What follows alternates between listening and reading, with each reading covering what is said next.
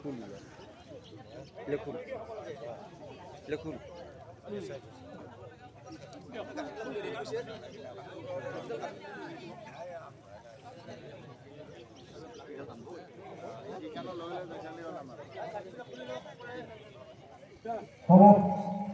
আমার পরিবৃন্দ সাজু বলে আমি আহ্বান জানাইছো মূল পতাকা উত্তোলনের লগে লগে বাকি পতাকাসমূহ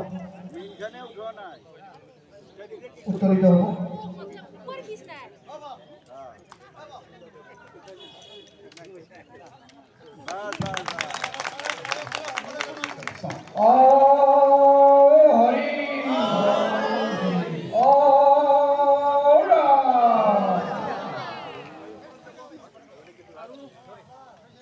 জয়তু গোৱালপাৰা কামৰূপ কৈবৰ্তবাৰ সমাজ জয়তু কামৰূপ কৈবৰ্তবাৰ সমাজ জিন্দাবাদ জয়তু কামৰূপ কৈবৰ্তবাৰ সমাজ জিন্দাবাদ।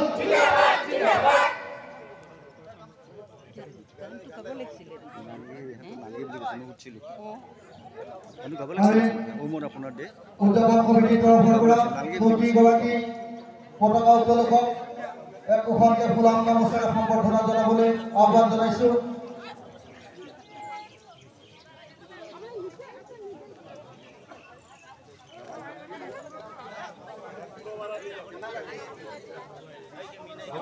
সকলোকে আমি অনুৰোধ জনাইছো আমাৰ সকলো সন্মানীয় উত্তোলকক একোখনকৈ গামোচাৰে সম্বৰ্ধনা জনাবলৈ অনুৰোধ জনাইছো।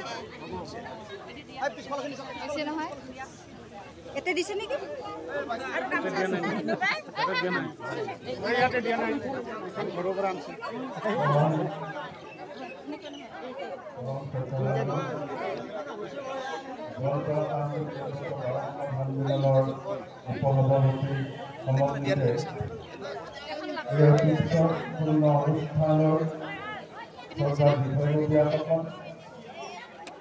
আজি এই কাৰ্যসূচীত আমন্ত্ৰিত শ্ৰদ্ধাৰ অতিথিবৃন্দ বিভিন্ন সমাজৰ পৰা আহি আজি সভাৰ শ্ৰদ্ধাৰ সমস্ত আইনক্ষী হ'ব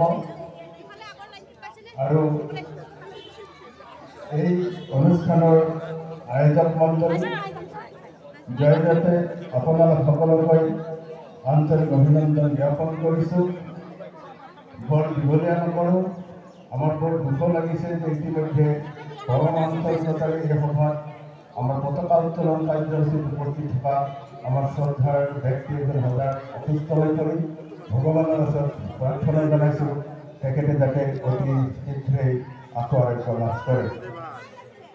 গোৱালপাৰা কামৰূপ কৈবৰ্তবাৰ সমাজ এটা 114 বছৰীয়া ঐতিহ্যমণ্ডিত প্ৰাচীন অনুষ্ঠান। এই 114 বছৰৰ কথা ক'লে মনত বৰ আনন্দ লাগে, কিছু গৰ্ব লাগে। তাৰ লগে লগে কিন্তু আমি অলপ আমাৰ মাজত কিছু দুখ আৰু বেজাৰো আছে যে 114 বছৰে এই অনুষ্ঠানটোৱে যেনেধৰণে কাম কৰিব লাগিছিল, ৰাইজৰ আশা আকাংক্ষাক আমি যিধৰণে প্ৰতিফলিত কৰিব লাগিছিল সেই কাম কৰিবলৈ হয়তো আমি বাৰে বাৰে ব্যৰ্থ হৈছিলোঁ। তথাপিও আমি আমাৰ সীমিত সুবিধাৰে সীমিত সমাজেৰে এই অনুষ্ঠানটোক আমি জীয়াই ৰাখিছিলোঁ।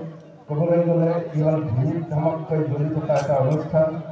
লাহে লাহে এই অনুষ্ঠানলৈ আমি এচাম নৱপ্ৰজন্মৰ নতুন তেজৰ আমদানি কৰাৰ কথা চিন্তা কৰিছোঁ আৰু আমি আশা ৰাখিছোঁ এই নতুন নৱপ্ৰজন্মৰ তেওঁলোকৰ সমস্ত শক্তি আৰু প্ৰেৰণাৰে এই অনুষ্ঠানটোৰ নেতৃত্ব ল'ব লাগিব।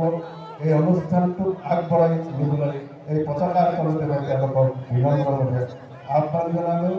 ইয়াৰ লগে লগে এই অনুষ্ঠানটো আমি উপলব্ধি কৰোঁ, আমাৰ একান্ত অনুভৱ ই কেৱল মাত্ৰ কৈবৰ্ত জাতিৰ অনুষ্ঠান নহয়, বৰং আমি আগবাঢ়ি যোৱাৰ কাৰণে আমি সমিলমিলন যোগেদি আমি সকলো জনগোষ্ঠীৰে আমি সহায় সহযোগিতা কামনা কৰোঁ। তেওঁলোকৰ হাতত হাত ধৰি আমি আগবাঢ়ি যাবলৈ কামনা কৰোঁ আৰু আমাৰ সমস্ত ত্ৰুটি বিচ্যুতি আমি যিখিনি কৰিব লাগিছিল সেইখিনি কৰিব পৰা নাই। অদূৰ ভৱিষ্যতে অনুষ্ঠানটি উত্তৰণৰ কাৰণে আমি কেনেধৰণে কাম কৰিম, কি কৰিলে ভাল হ'ব, এনেধৰণৰ আশা আকাংক্ষা বুকুত বান্ধি এই আজি এই পতাকাৰ তলতে আমি তাৰমানে প্ৰতিজ্ঞাবদ্ধ হ'ব লাগিব আৰু মই বৰ দীঘলীয়া নকৰোঁ সঁচাকৈ বহুত গৰম হৈছে ৰ'দ বেছি হৈছে আমন্ত্ৰিত অতিথিসকলক আমি যথেষ্ট কষ্ট দিলোঁ তেওঁলোকে ঠিক সময়মতে আহি উপস্থিত হ'ল আমি এই সময়ত তেওঁলোকক অসুবিধাখন কৰি দিব নোৱাৰিলোঁ তাৰ বাবে পুনৰ তেওঁলোকৰ ওচৰত আমি সময় ভিক্ষাক মাগিছোঁ আমি তেওঁলোকক কৃতজ্ঞতা জ্ঞাপন কৰিছোঁ আৰু এই অনুষ্ঠানৰ উত্তৰত্ব কামনা কৰি মই ক'বলগীয়া কথাখিনি ইমানতে সাং কৰিছোঁ ধন্যবাদ জয় শ্ৰী জয় অসম এইবাৰ